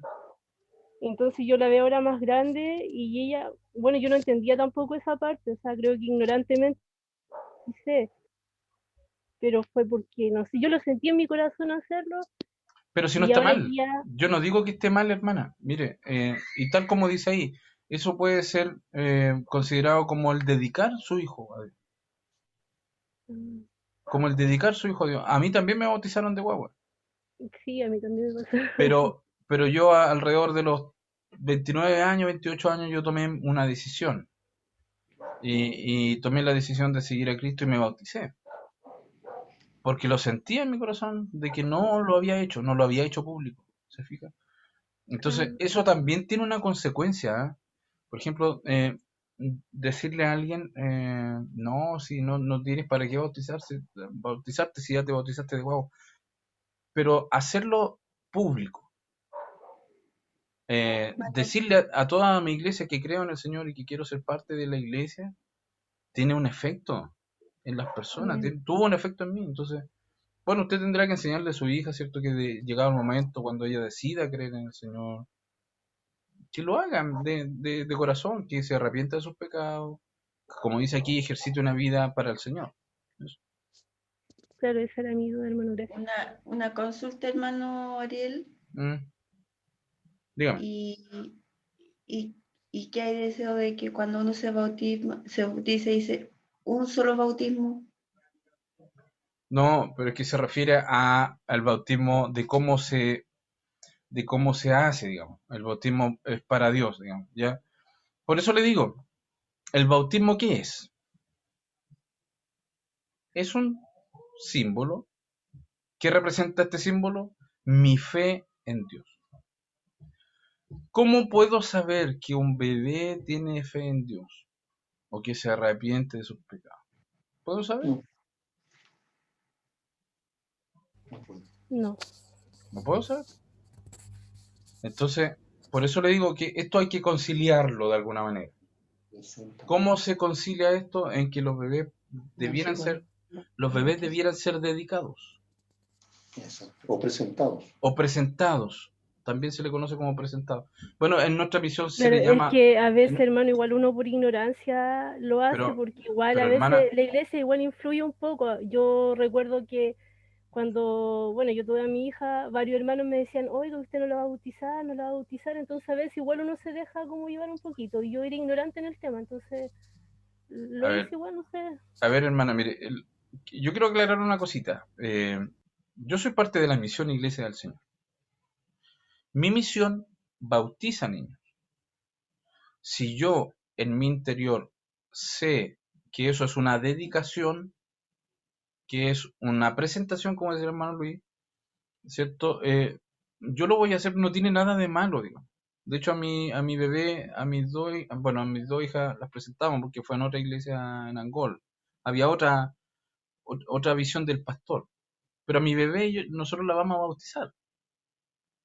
¿Ya? Entre comillas, bautizar, digamos, como misión. ¿Se fija? Pero yo sé en mi interior que lo que estoy haciendo es presentarla. Que llegado el momento tendré que enseñarle a mi hija que si va a creer en el Señor va a tener que hacerlo público. ¿Se fija? Y cuando dice un bautismo no se refiere a las cantidades de bautismo, sino que a un tipo de bautismo. Que el bautismo en el Señor Jesucristo, en el nombre del Padre, Hijo y Espíritu Santo. Ese es el bautismo. No existe más bautismo. A eso se refiere con un bautismo. No a las cantidades, digamos. ¿Ya? Hermano Ariel, otra pregunta, porque ya que estamos hablando de lo mismo, pero mi consulta es, ¿cómo le vas a presentar al bebé a Dios si Él lo conoce? Dice la Escritura que nos conoce desde el vientre de nuestra madre. Entonces, ¿qué le vas a presentar a Dios? Esa es mi pregunta. Es una, Si ya nos conoce, es una dedicación. Es lógico que Dios nos conoce a todos, pues, hermano. claro. Pero ¿y cómo se dedicaban los hijos antes? ¿Qué hizo Ana? ¿Qué hizo Ana con su hijo? Bueno, sí. Presentó a su hijo Se Presentó, para que presentan y sea. se dedican. Eso es lo mm, que uno hace con... No es que se lo vaya a presentar, mire, este es mi hijo, Dios, te presento. claro. No se refiere a ese tipo de presentación, se refiere a dedicación. ¿Ya? A eso se refiere. ¿Ya? Ya, Y lo ok. presenta, hermano Ariel, es como un símbolo que uno hace con sus hijos. Sí, es Claro. que también pasa a ser como símbolo porque es la fe de los padres en ese caso. Es la fe del papá que pone toda su fe en que Dios también lo va a proteger, en que es como un voto. Como si, Dios, yo voy a hacer todo lo posible porque mi hijo te siga, pero yo te pido que lo guardes, que lo cuides, lo protejas, ¿cierto? Y que llegado su momento le enseñemos el camino, ¿cierto? Salga a su encuentro, no lo sé. Así lo veo yo, de esa manera, ¿se fijan? Una dedicación, de esa manera. Es lógico que un bebé yo no lo voy a poder obligar, pero sí tengo una obligación, una responsabilidad de enseñarle el camino correcto. ¿Sí? Hermano Ariel, ¿y qué pasa con los papás que, por ejemplo, son jóvenes que llevan a sus hijos recién nacidos a la iglesia para presentarlo, pero no caminan en la iglesia? No los llevan a presentar, los llevan a bautizar. Es que, por ejemplo, en la iglesia nuestra ha pasado que no los llevan a bautizar, pero por lo general Hacen siempre una van oración. como... Es que Mm, no, lo hacen como presentar, pues. ya, No es como una oración, sino que ellos como que lo presentan. Obviamente el pastor les dice, pero tienes que guiarlo, tienes que enseñarle coros, tienes que enseñar oración cuando uno se va a sentar a la mesa, pero ellos no no son hacen de nada. iglesia. No. A eso es a lo que yo me refiero. Bueno, esas personas lo más seguro es que están haciendo algo ya casi ritual nomás, sin ningún peso, ningún trasfondo, porque alguien se los dijo, porque creen que eso es como un amuleto, como una salvaguarda espiritual nomás, para que no tengan pesadillas los niños, no sé. Eh, pero si ellos no caminan, difícilmente ese niño va a ser dedicado. Recién pusimos el ejemplo de Ana dedicando a su hijo, ¿verdad? Pero ¿cuál era su vida de ella? Vivía en oración, vivía en el templo. Entonces, eh, yo creo que difícilmente ese niño, por muy dedicado, muy presentado que haya sido, va a tener un buen ejemplo de su padre. Es Hermano Ariel, lamentable, pero si no se le enseña, las cosas no van a caer del cielo, digamos, ya no va a caer del cielo la enseñanza, así como de la nada. ¿Se fija? hermano Ariel, ¿me escucha? ¿Sí? ¿Sí? Me conecté un ratito porque estoy escuchando todo. Ya, qué bien. Y solo quería contarle a mis hermanos que cuando nosotros éramos pequeñas, nuestra madre a nosotros nos presentó en la iglesia evangélica y ella iba a la iglesia, pero yo hice lo mismo con mis hijos, también los presenté para que reciban la bendición. Eso tenía entendido yo y Sí. ellos después puedan recibir su bautismo como corresponde, conscientes de lo que van a hacer. Mm. Bueno, Y sabes que mi mamita a nosotros fue muy poco el tiempo que nos llevó a la iglesia, pero gracias a ese poco tiempo y a eso que nos inculcó, gracias a Dios cuando grande volvimos bien. como acotación. Mm. Gracias, hermana Katy. Sí, bueno, un poco es lo que estamos conversando, ¿cierto? Es una presentación, una dedicación, que llegado el momento, ¿cierto? Hay que tomar una decisión como adulto. Hay iglesias que lo hacen así. Bueno, en nuestra iglesia oficialmente se bautiza el niño. Ya no quiero que digan, no, si el hermano él dijo que estaba mal.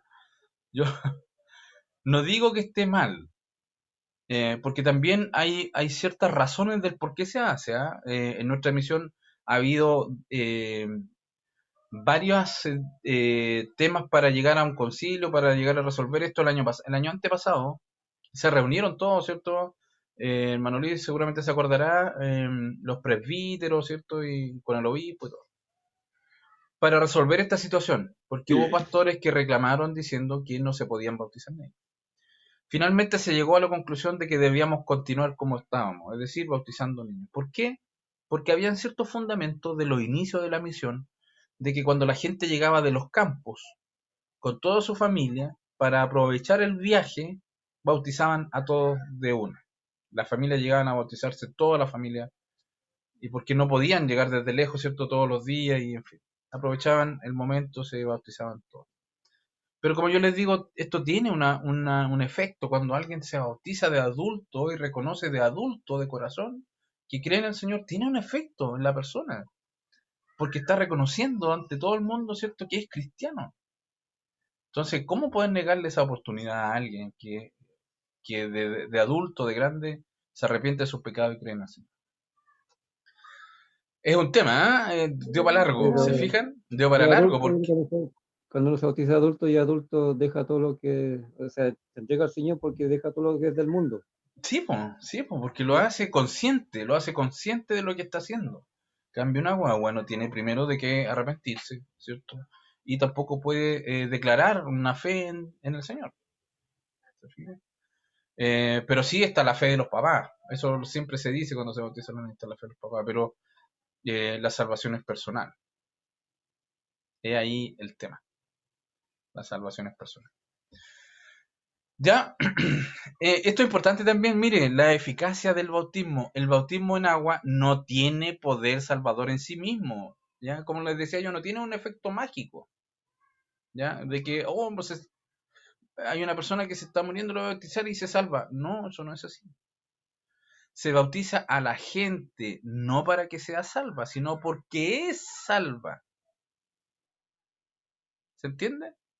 Se bautiza a la gente no para que sea salva por el bautismo, sino se bautiza porque ya es salva, es decir, esa persona creyó en el Señor, es salva y se bautiza. ¿Ya? Por lo tanto, no podemos decir que el rito es absolutamente necesario para la salvación, pero podemos insistir que es necesario si queremos cumplirlo todo u obedecer todo. ¿Ya? No es, no es que, no sé, si alguien, por decir algo, se entregó al Señor, creyó en el Señor, un día lunes y un día viernes tuvo un accidente trágico, fatal y no alcanzó a bautizarse. Esa persona no va a ser salva. No es así. Esa persona creyó en el Señor y ya fue salva. No alcanzó a cumplir a lo mejor el sacramento, pero es una persona que se entregó al Señor, entregó su vida. Es un ejemplo bien trágico, bien así, bien rápido.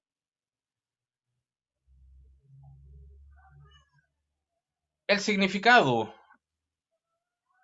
Y ya nos queda. No, Ariel, ¿Sí? disculpe un poquitito, tengo una duda. ¿Y cómo es? Usted dice que si no fue bautizado y él creyó, ya es salvo. ¿Mm?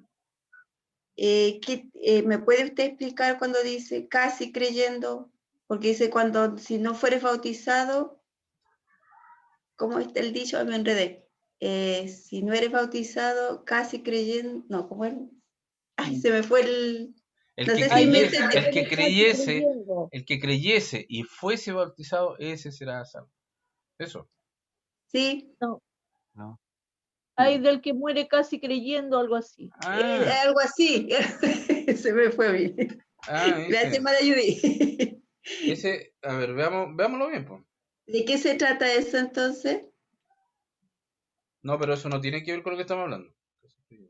Porque mire, yo lo que estoy diciendo y lo que acabamos de leer es de que y lo hemos dicho, lo hemos repetido ya varias veces, el bautismo es un símbolo, en sí mismo no salva a nadie, por sí mismo, sino que es el efecto de creer en Cristo. ¿Qué es lo que nos hace salvo a nosotros? Creer en el Señor Jesucristo, ¿cierto? Eso es lo que nos abre la puerta a la salvación, creer en el Señor.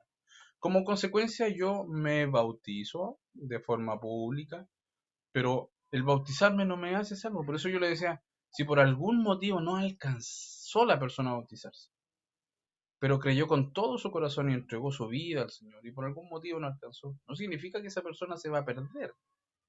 ¿Me entiendes? Porque le faltó el bautismo. ¿Ya?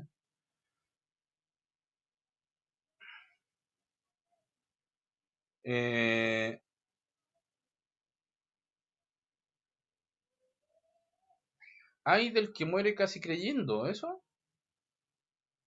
Completamente perdido es. Pero ese versículo yo no lo he visto en ninguna parte. No es un versículo. ¿O sí? ¿Es un dicho común? Me parece que es un dicho. Pero a ver, espérenme, a ver. Porque aquí hay un comentario de alguien que dice que está basado en un texto de Hechos 26, 28 lo vamos a resolver al tiro. A ver, dice, Porque se lo usa el pastor.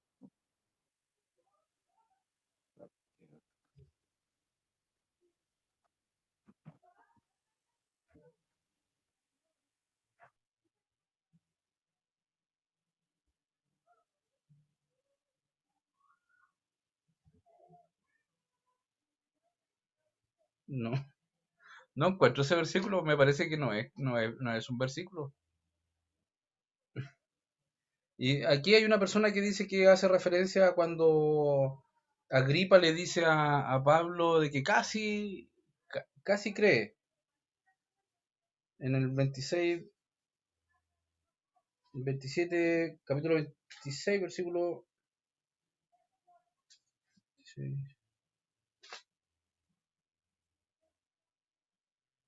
Dice, pues el rey sabe estas cosas, delante de quien también habló toda esta confianza, porque no pienso que ignore nada de esto. ¿Cree eso, rey Agripa, a los profetas? Yo sé que crees. Entonces Agripa dijo a Pablo, por poco me persuades a ser cristiano.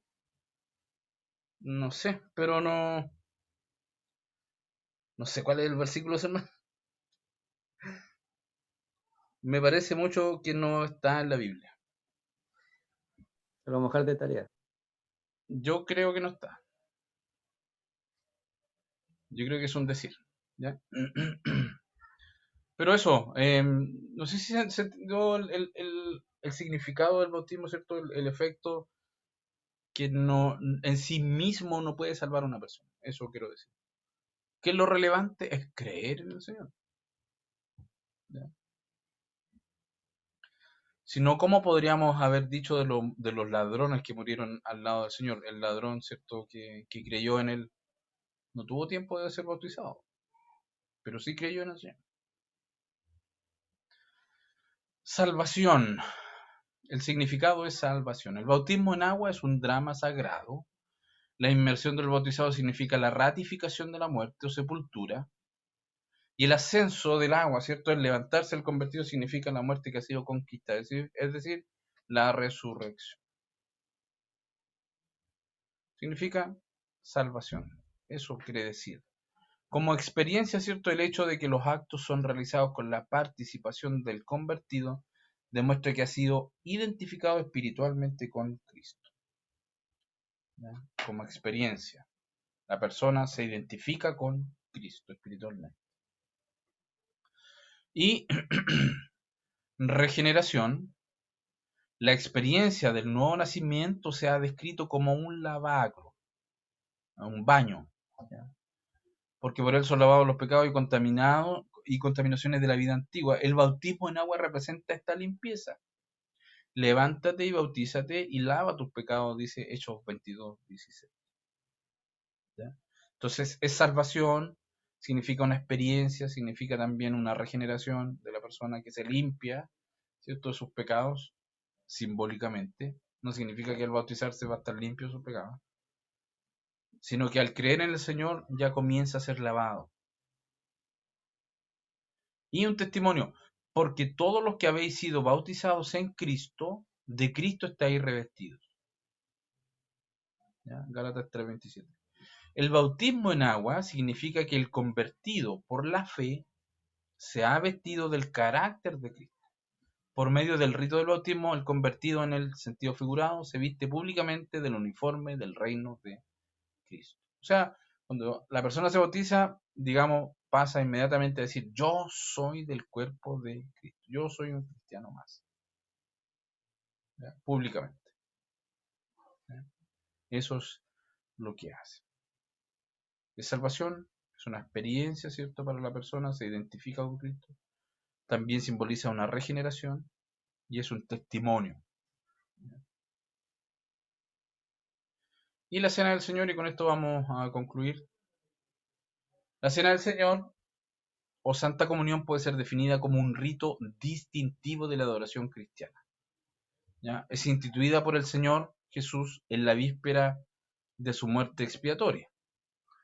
¿Ya? Consiste en la participación religiosa del pan y del vino. ¿Se acuerdan que en algún momento conversamos esto de cómo podría haber sido ese momento, esa instancia llena de emociones del Señor en esa última cena, sabiendo que lo que iba a sufrir el Señor,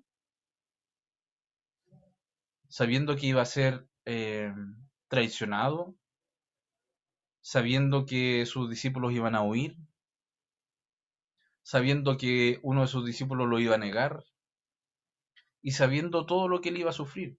Ese momento previo, ¿cierto? Debió haber sido muy intenso, muy especial, lleno de emociones en aquel momento. ¿Ya? ¿Y de qué consiste? En el partimiento del pan y en el vino, compartir el vino. Estas son las características. Primero es una conmemoración. El Señor dijo, hagan esto en memoria de mí, ¿cierto? Es decir, cuando yo lo hago estoy conmemorando lo que Él hizo, su muerte expiatoria que nos libró del pecado. Entonces cuando alguien nos diga, ya hermano Benedicto, venga a orar por los que tomaron la Santa Cena. Entonces ya no vamos a decir, Señor, sana a los que pasaron, sino que vamos a decir, Señor, hemos hecho cierto esto en memoria de usted, de su muerte en la cruz, que murió por cada uno de nosotros. De partida. Porque el Señor nos mandó a hacerlo, en memoria de Él. ¿Cierto? Ahora dice, ¿por qué recordar su muerte por sobre todo otro acontecimiento en su vida? ¿Por qué la muerte antes que, no sé, una sanidad? Porque ese fue el acontecimiento cumbre de su ministerio. Y porque somos salvos no meramente por su vida y enseñanzas, aunque es innegable que son divinas, sino por su sacrificio expiatorio. Entonces, el sacrificio expiatorio del Señor fue la cumbre de todo su ministerio, importante en su ministerio de enseñanza, de sanidad, ¿cierto? Todo ese ministerio del Señor. Pero su muerte fue la que nos libró a nosotros de todo pecado. Entonces, la principal característica es conmemoración. Lo hacemos, ¿cierto?, en memoria de Cristo. Eso significa conmemoración. Lo hacemos en memoria de alguien. ¿De quién? De Cristo. Conmemoración. Es una conmemoración. 2. Es una instrucción. Es una lección sagrada. Primero, que habla acerca de la encarnación. Cuando tomamos el pan, ¿cierto? Oímos que Juan el apóstol dice, y aquel verbo fue hecho carne y habitó entre nosotros. Oímos al Señor mismo que declara, porque el pan de Dios es aquel que descendió del cielo y da vida al mundo. ¿Ya? Y es también una instrucción acerca de la expiación. El pan nos dice que el pan de la vida debe ser partido o quebrado en la muerte. Por eso es que Él parte el pan. Es quebrantado, el Señor fue quebrantado, ¿ya? Con el objeto de ser distribuido entre los que tienen hambre espiritual. El vino vertido simboliza su sangre, que es su vida, que debe ser derramada en la muerte con el objeto de que su poder que limpia y vivifica sea proporcionada a las almas necesitadas. Y aquí hay que hacer un pequeño paréntesis. El Señor no se transforma en el pan ni en el vino que nosotros bebemos en la cena. Y en eso también tenemos que tener cierto cuidado. Eso lo creen los católicos en la misa. Cuando ellos comen de la hostia y toman el vino, ellos dicen, y toda la ceremonia que hace el sacerdote, él dice que el cuerpo de Cristo se transforma en ese momento en la hostia y la sangre en el vino. Eso se llama, tiene un nombre, y se llama transubstantación. Es medio largo el nombre, pero transubstantación. Y eso no es correcto, porque lo que están haciendo ellos es sacrificar cada domingo a Cristo. nuevamente. ¿Se fija? Entonces, lo que nosotros comemos es un símbolo de su carne. Lo que nosotros tomamos es un símbolo de su sangre. ¿Ya? No que exactamente estamos bebiendo de la sangre de Cristo. Transubstantación. Ojo con eso. También es inspiración la cena del Señor. ¿Por qué? Porque los elementos, como el vino, ¿cierto? Nos recuerdan que podemos participar de la naturaleza de Cristo, es decir, podemos disfrutar de la comunión con Él. Y al partir el pan, ¿cierto? Y el vino, la comunión nos recuerda que por la fe podemos recibir el Espíritu y reflejar su carácter. O sea, hay una comunión especial, ¿cierto? Al compartir el vino y el pan. Una comunión con Él, con el mismo Señor. Entonces, esa instrucción, ¿ya?, acerca de que hay una encarnación del Señor cuando Él vino y se hizo carne, ¿cierto? Y habla acerca también de la expiación.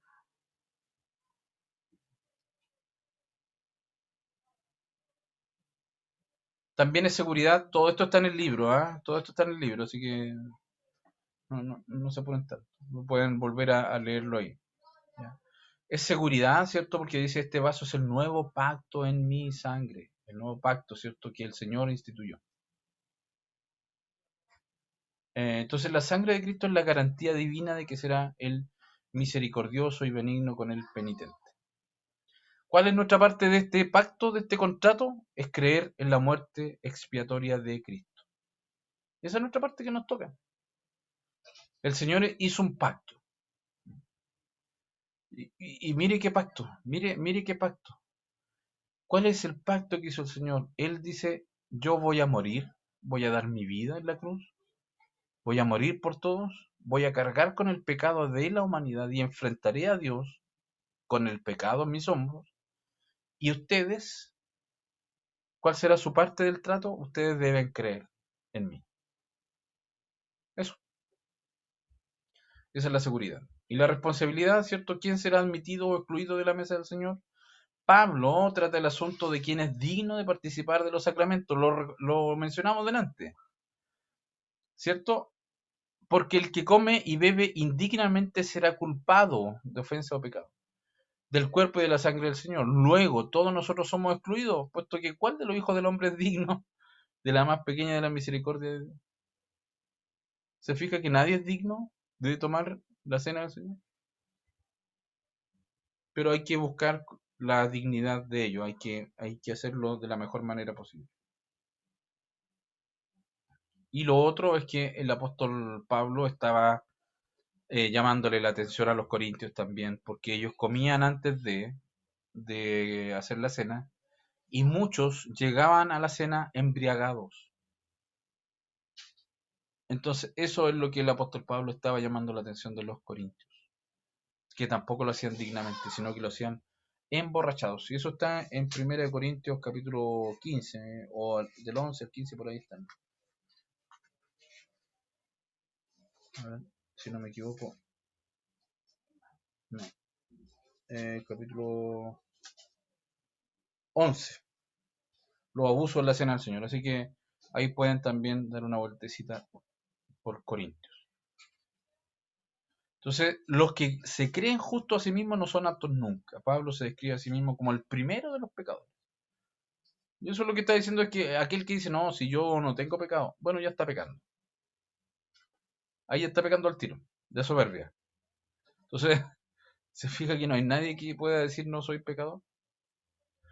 El sentido de la dignidad se refiere a la actitud de reflexión y respeto hacia este sacramento. En el caso de los corintios, su obstáculo era la ebriedad, ¿se fija? Tomaban la cena ebrios. ¿Ya? Y conclusión, con esto ya vamos terminando. Primero, el Espíritu Santo es quien nos capacita con poder para llevar adelante la misión de la Iglesia. ¿Por qué esta conclusión? Porque esta viene tomada de los dones espirituales y de los ministerios. ¿Ya? Pero es el Espíritu Santo quien nos capacita. 2. El Espíritu Santo reviste al creyente de poder a través de los dones espirituales. Eso lo vimos ya. Debemos anhelar y buscar los dones para ser efectivos en el cuerpo de Cristo. También lo vimos. El bautismo de agua es un símbolo, eso nos debe quedar muy claro. Es un símbolo que representa nuestra vida espiritual y representa nuestra fe en Cristo, pero sigue siendo un símbolo. 2. La cena del Señor es una ordenanza del Señor y representa nuestra comunión con Dios. Es una comunión con Dios. Y cuando uno tiene estos conceptos, hermano, uno puede derivar muchas cosas. Entonces, ya inmediatamente yo puedo inferir lo que dijo el hermano Benedicto, por ejemplo. Cuando yo digo es una comunión con Dios. ¿Y yo podré tener comunión con Dios si no tengo comunión con mi hermano? No puedo. No se puede. Entonces, tiene mucha razón cuando él dice que no podemos tener obstáculos, ni enojo, ni ira. O sea, yo no podría pasar a tomar la Santa Cena con mi hermano al lado aquí y resulta que yo me lo llevo peleando, bueno, o estoy enojado. Bueno, ¿ya? Entonces es un momento de comunión con Dios. Hasta aquí, porque ya después viene el culto en la iglesia y ya nos queda el culto en la iglesia y después nos queda los tiempos finales. ¿Ya? Así que hasta aquí vamos a dejar la clase del día de hoy. No sé si alguien tiene algún comentario, qué les pareció. 10:30. Les dije que esta clase iba a ser un poquito más corta. Pero doy la palabra a quien quiera hacer algún comentario. Bueno, en el día de Pentecostés fueron bautizados por el Espíritu Santo, hablaron en lenguas, diferentes lenguas. Sí, sí. Bueno, ahí habla, ¿cierto?, de un momento especial, ¿cierto? Ellos fueron bautizados con el Espíritu Santo, llenos del Espíritu Santo además, ¿cierto? Pero que fue un momento particular y especial, ¿cierto? Que Jesucristo había prometido para sus discípulos, ¿cierto? Les pidió que no se movieran de Jerusalén, ¿cierto? Porque iba a llegar en ellos, ¿cierto? Iban a ser bautizados con fuego. Y eso ocurre en el Pentecostés, ¿ya? Un bautismo distinto, un tiempo distinto. Hoy en día nosotros tenemos este sacramento que es el bautismo en agua, ¿ya? Si bien es cierto, Dios también nos puede bautizar con su Espíritu Santo, ¿ya? ¿Algún otro comentario? ¿Alguna otra? ¿O si hay alguna consulta? ¿O quedaron dudas en algo? El Hola, silencio. profe. Hermana Jocelyn. Buenas noches. Yo me metí un poquito tarde porque salí tarde de mi trabajo, pero Ya. alcancé a ver el tema del bautismo y me llamó la atención. Quería preguntarle, lo que pasa es que yo en realidad voy a ser bien sincera porque hay que hablar con la verdad. Yo me bauticé por la Iglesia Católica, pero solamente por casarme, para poder casarme en realidad. Mm. Ya, entonces como que lo tomé con esa mentalidad para poder casarme, porque como no está, la iglesia como en ese tiempo me exigía eso, pero no lo hice con el pensamiento de un reencuentro con Cristo o de haberme entregado, ¿cómo se dice la palabra? Para servirle, ¿me Sí. entiendes? Entonces, en mi caso, yo tendría que volver a bautizarme. Si usted no se ha bautizado en una iglesia evangélica, debiera hacerlo. Cuando fui niña, mi mamá me presentó nomás, porque a Ya. nosotros nos presentó cuando fuimos bebés, pero después para que nosotros decidiéramos cuando grandes. Sí, lo dijo la hermana Pero Katy. Si me fueron llama la atención. presentados, tiene que, Sí. y si usted cree en el Señor, si usted cree que Jesucristo es el Hijo de Dios y que Él murió por usted, sí, debiera bautizarse públicamente. Ah, ya. Esa era mi pregunta y mi inquietud. Sí. Gracias, hermano. Gracias, hermana Jocelyn, por su pregunta. ¿Alguien más? ¿Algún comentario sobre la clase? ¿Muy rápida? ¿Muy corta? ¿O estuvo bien?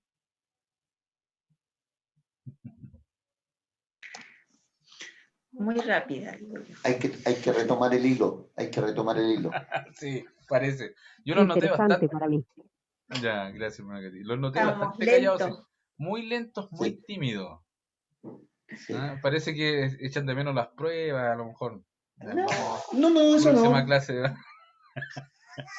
Las tareas, No, no sé. queremos escucharlo nomás, no se preocupe. Exacto, no se preocupe, hermano. Ya, no sé, pero El, lo noté muy el lento, sí, así silencio, que el van a tener que silencio era estar porque lo más activos, extrañábamos, queremos más activos. escucharlo, pues, profe. Tengo que hacerles una consulta. Ustedes notaron que la hermana Belén se salió. Y se salió porque los viernes va a tener clase. ¿Ya? Entonces, no sé. La hermana Katy también va a tener problemas a lo mejor con sus turnos, pero no lo entendí muy bien ahí de antes. A lo mejor ahora nos puede comentar. Porque yo lo quiero preguntar. Si hay algún inconveniente en hacerlo los sábados, porque los sábados creo que podía la hermana Belén. Sí, yo les dije en un principio que iba a dejarlo para mi casa, pero vamos a hacerlo. Si es que ustedes quieran. ¿Les parece? Los sábados a las 8 igual. ¿Alguien se opone?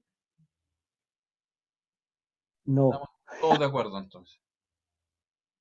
¿Ya? Yo. Hablen Manacati. ahora o callen para siempre. Manacati. Manacati, ¿puede o no?